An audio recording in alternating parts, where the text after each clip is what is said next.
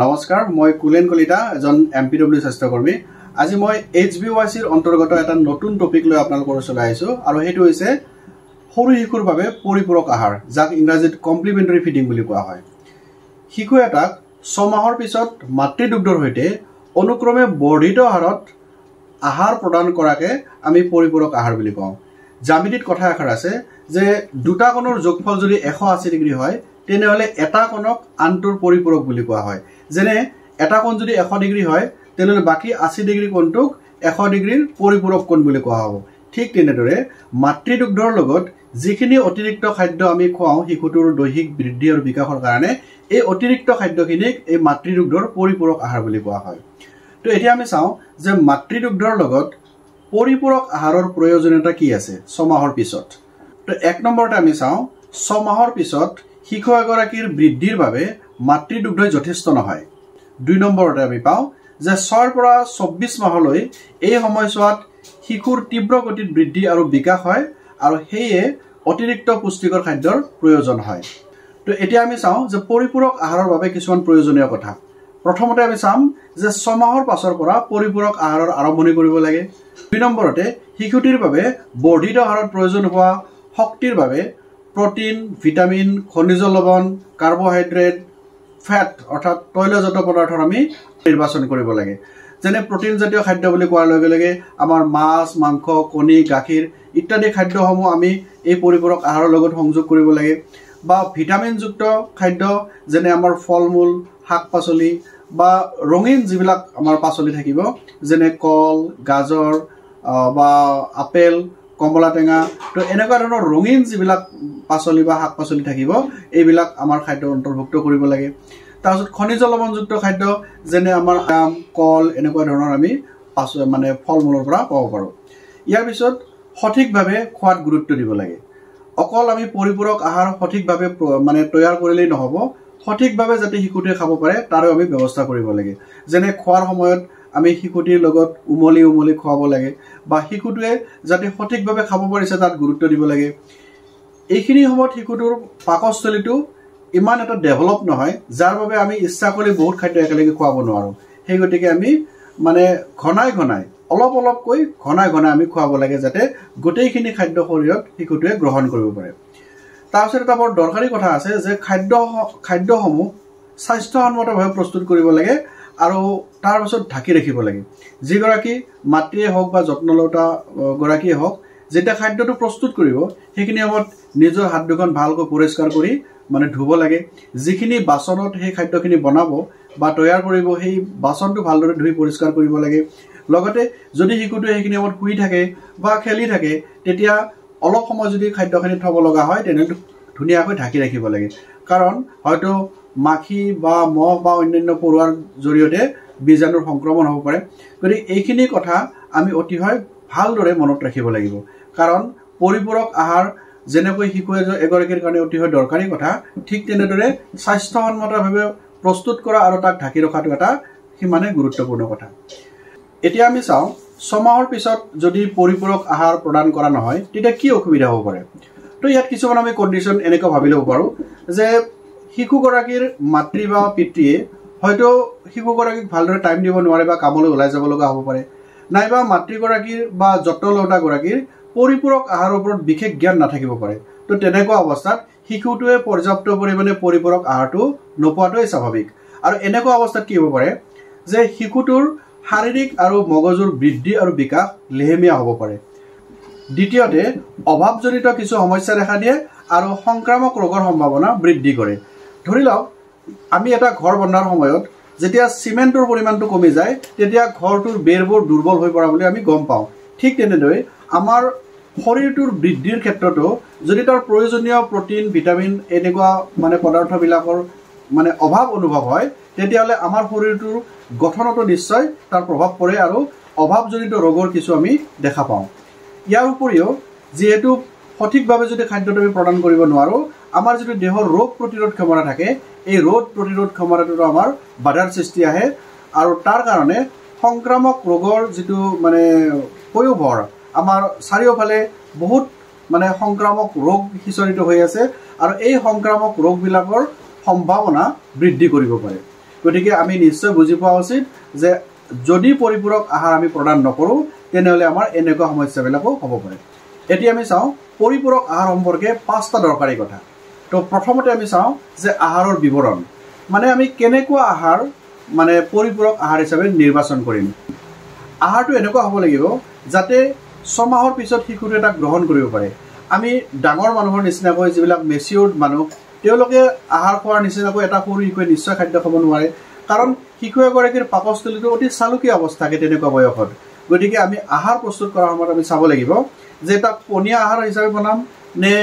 অৰ্ধজুলীয়া হিচাপে বনাম নে গোটা মানে খাদ্য হিচাপে বনাম। তো চাওক, যেতিয়া আমি পনীয়া খাদ্য বনাওঁ তেতিয়া পনীয়া খাদ্য বনোৱাৰ সময়ত খোৱাত হয়তো সহজ হয়, কিন্তু এই পনীয়া খাদ্যখিনিয়ে আমাৰ যথেষ্ট শক্তি মানে দিব নোৱাৰে। সেই গতিকে আমাৰ সৰু শিশুৰ বাবে বা যিখিনি য়াং চাইল্ডৰ কাৰণে নিৰ্বাচন কৰিবলগীয়া আমাৰ খাদ্যটো হৈছে অৰ্ধজুলীয়া আকৃতিৰ বা অৰ্ধজুলীয়া আকাৰৰ আমি মানে খাদ্যটো নিৰ্বাচন কৰিব লাগে। আৰু কেনেকৈ বুজি পাম অৰ্ধজুলীয়া হৈছে বুলি? তো ধৰি লওক আমি যদি এনেকুৱা এপাত চামুচ লওঁ, চামুচ আমাৰ যিটো আমাৰ চাহ খোৱাৰ সময়ত ব্যৱহাৰ কৰা হয় টি স্পুন হিচাপে লওঁ, এই চাহ চামুচেদি এচামুচ যেতিয়া আমি লোৱাৰ সময়ত পেলাই দিলে যদি মানে সোনকালে সি সৰি নপৰে, যাতে সি সৰাৰ সময়ত সি কিছু অংশ ইয়াত মানে বাজি থাকে, তেনেকুৱা আহাৰটোকে আমি নিৰ্বাচন কৰিম। গতিকে এইটো কথা মনত ৰাখিব যে যদি পৰি যায় তেনেহ'লে সেইখিনি খাদ্য আমি নিৰ্বাচন নকৰোঁ। পেলাই দিয়াৰ সময়ত লাহে লাহে পেলাই দিলে যদি সি পৰিবলৈ ইচ্ছা নকৰে বা সি বাজি থাকে চামুচত, তেনেকুৱা আমি আহাৰটোহে নিৰ্বাচন কৰিম। সম্পূৰ্ণৰূপে গোটা খাদ্য আমি মানে নিৰ্বাচন কৰিব নালাগে, কাৰণ সেইখিনি খাদ্য ডাঙৰ হ'লেহে নিৰ্বাচন কৰিব লাগিব। দ্বিতীয়তে চাওঁ পৰিমাণ, যে কিমান পৰিমাণৰ মানে খাদ্য শিশুটোক খুৱাব লাগে।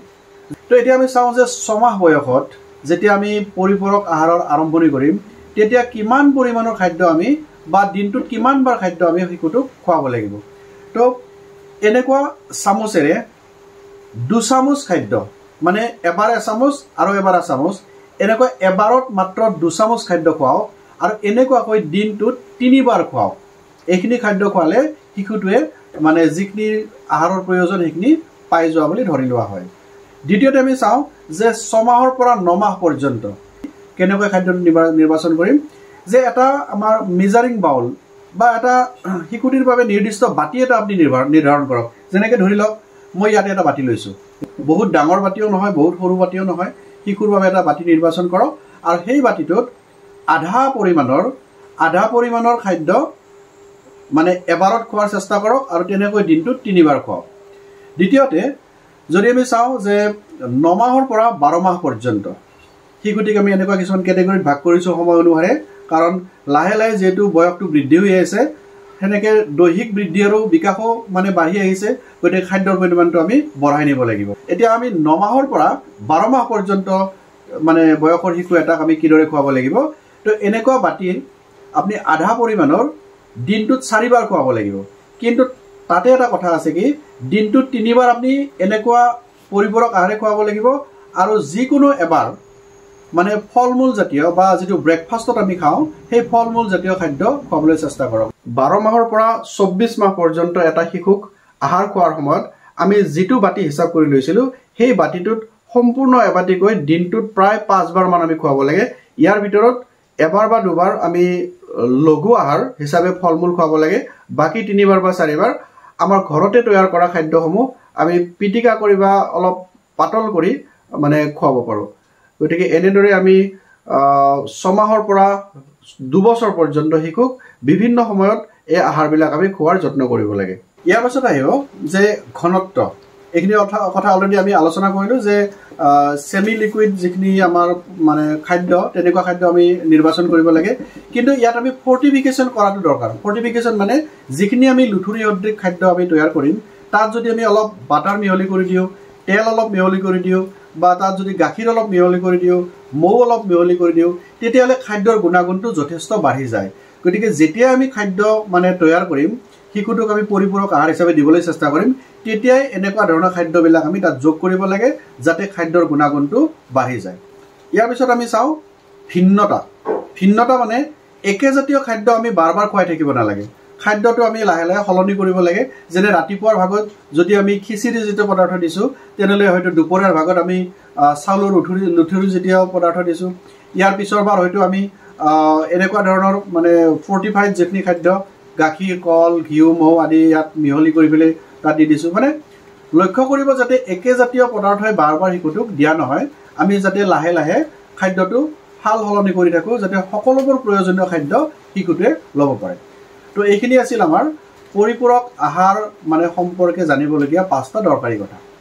এতিয়া আমি চাওঁ যে কোনবোৰ খাদ্য আমাৰ পৰিপূৰক আহাৰ হিচাপে নিৰ্বাচন কৰিব নালাগে মানে লাগাটোতো আমি গম পালোঁ যে প্ৰটিন ভিটামিন জাতীয় খাদ্যবিলাক ল'ব লাগে চ' নালাগে কোনবিলাক যে চাওক আজিকালি আমাৰ শিশুবিলাকক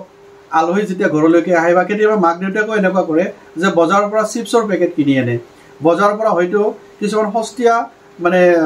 ফ্ৰুট জুচ কিনি আনে হয়তো কেক কিনি আনে তো এনেকুৱা জাতীয় যিখিনি আমাৰ খাদ্য আছে শিশুৰ বাবে উপকাৰী নহয় বৰঞ্চ সেই কথাখিনিয়ে শিশুটোৰ যিটো পৰিপাক বা হজম শক্তিত ব্যাঘাত জন্মাব পাৰে গতিকে আপোনালোকে এনেকুৱা ধৰণৰ খাদ্যবিলাক নিৰ্বাচন কৰিব নালাগে তো কি থাকিল যে চকলেট বেছিকৈ ল'ৰা ছোৱালীক চকলেট দিব নালাগে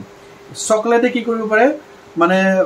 পেলুৰ হয়তো পৰিমাণটো বঢ়াই দিব পাৰে বা যিটো মিঠাৰ পৰিমাণটো লাগাতকৈ হয়তো বেছি হ'ব পাৰে তাৰপিছত চিপছৰ পেকেট আমি নিৰ্বাচন কৰিব নালাগে চানা যিখিনি আমি বজাৰত চানা খাওঁ সেই চানাবিলাক নিৰ্বাচন কৰিব নালাগে তাৰপিছত পেকেটৰ যিকোনো খাদ্যবিলাক নিৰ্বাচন কৰিব নালাগে এনেকুৱা বস্তুবিলাক আমাৰ বিশেষকৈ এই বয়সত পৰিপূৰক আহাৰৰ মানে ঠাইত তাক নিৰ্বাচন কৰাটো উচিত নহয় এতিয়া আমি চাওঁ ৰোগীয়া শিশুসকলক আমি কিদৰে খাদ্যৰ যতন ল'ব লাগে যিখিনি শিশু এই সময়ছোৱাত ৰোগীয়া অৱস্থাত আমি চিনাক্ত কৰোঁ তেনেকুৱা শিশুবিলাকক আচলতে আমি যতনটো বেছিকৈ লোৱাটো দৰকাৰ আমাৰ খাদ্য শিশুটোৱে খাবলৈ ইচ্ছা নকৰে এইখিনি সময়ত গতিকে অলপ অলপ খাদ্য খুৱাওক কিন্তু বাৰ বাৰ খুৱাওক আৰু লগতে পানীয় জাতীয় যিখিনি খাদ্য থাকে তাক বেছিকৈ খুৱাব লাগে যেনে ইয়াত প্ৰথমতে আহিব মাতৃদুগ্ধটো যেনে ব্ৰেষ্ট ফিডিং আমি বেছিকৈ কৰাব লাগে নাইবা ঘৰতে যেতিয়া আমি কিছুমান মানে ফল আনো ফলৰ যিবিলাক জুচ থাকিব যেনে মৌচুমী ৰস হ'ব পাৰে বা আপোনাৰ অন্যান্য যি ফল থাকিব সেই ফলবিলাকৰ জুচ হিচাপে আমি শিশুটোক খুৱাব লাগে এইবিলাকে আমাৰ ইমিউনি চিষ্টেমটো ডেভেলপ কৰে আৰু লাহে লাহে ৰোগটো আৰোগ্য হ'বলৈ মানে ধৰে পৰিপূৰক আহাৰ প্ৰদান সম্পৰ্কে 7টা মেছেজ মই আপোনালোকৰ ওচৰত দিব বিচাৰিছোঁ আৰু এই 7টা মেছেজ হৈছে প্ৰথমতে 6 মাহৰ শেষত শিশুটিক পৰিপূৰক আহাৰ প্ৰদান কৰক দ্বিতীয়তে অদৰকাৰীকৈ পৰিপূৰক আহাৰ পাতল নকৰিব তৃতীয়তে 4ৰ পৰা 6 বাৰ পৰ্যন্ত দিনটোত মাকৰ গাখীৰ খুৱাওক চতুৰ্থতে চৰ্বি আৰু তেল শিশুটিৰ পৰিপূৰক আহাৰৰ লগত সংযোগ কৰক 5 নম্বৰতে হালধীয়া ৰঙা আৰু সেউজীয়া বা বহুৰঙী শাক পাচলি শিশুটিৰ পৰিপূৰক আহাৰ তৈয়াৰ কৰাৰ সময়ত নিৰ্বাচন কৰক 6 নম্বৰতে গাখীৰ কণী মাছ মাংস আদি প্ৰটিনযুক্ত খাদ্য পৰিপূৰক আহাৰ যেতিয়া তৈয়াৰ কৰিব তেতিয়া নিৰ্বাচন কৰক আৰু 7ম তথা অন্তিম মেছেজটো হৈছে অসুস্থতাৰ সময়ত শিশুটিক ঘনে ঘনে মাকৰ গাখীৰ খুৱাওক আৰু যেতিয়া মানে ভাল পাব শিশুটিয়ে তেতিয়া বেছিকৈ আমাৰ পৰিপূৰক আহাৰ যোগান ধৰক তো এই 7টা মেছেজ যদি আমি মানি চলো তেতিয়াহ'লে নিশ্চয় এগৰাকী শিশু সঠিকভাৱে বৃদ্ধি আৰু বিকাশ হ'ব বুলি আমি ক'ব পাৰোঁ তো আজিলৈ পৰিপূৰক আহাৰ সম্পৰ্কে ইমানেই যদি আজি এইখিনি কথা আপোনালোকৰ ভাল লাগিছে তেতিয়াহ'লে নিশ্চয় এইখিনি ফৰৱাৰ্ড কৰক আৰু যদি আপুনি মোৰ এই চেনেলটোলৈকে নতুনকৈ আহিছে তেনেহ'লে নিশ্চয় ছাবস্ক্ৰাইব কৰক আৰু ভৱিষ্যতেও এনেকুৱা নতুন টপিক লৈ মই পুনৰ আপোনালোকৰ ওচৰলৈ উপস্থিত হ'ম তো আজিলৈ ইমানতে এৰিছোঁ ধন্যবাদ